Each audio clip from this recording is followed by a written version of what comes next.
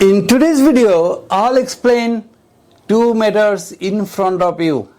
The first one is efficiency. In a machine, in a device, how much energy is being inputted or how much effectively work is being outputted. And in this mathematics, you are watching that input is given downside, output is coming from upside. As everything would be considered into 100, so 100 has to be multiplied. So efficiency, this is the formula of efficiency. In today's mathematics, this is the percentage of efficiency. This is the input energy and output energy is being expected. Okay? The secret of today's math, as your expectation is output, so this portion O by I into 100 has to be imported in this portion and efficiency will be that portion.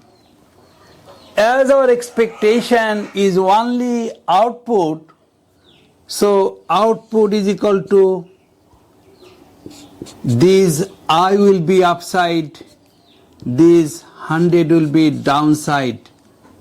Okay? So finally efficiency output is equal to 65, input is 12 kilojoule divided by 100 and output is equal to 7.8 kilojoule. The math is very simple, but every O-level student should have predetermined formula, pre-prepared formula, so that in exam hall, reaching in exam hall, you never get confused. Clear? You never get confused. So this formula formation has to be ensured. Output is equal to efficiency into input divided by 100. So output is equal to 7.8 kilojoule. As my every class is also questioning class, so this question, this picture is given in the comment box. I expect answer from you. Please give the answer in the comment box. Please try to give the answer in the comment box. Thank you.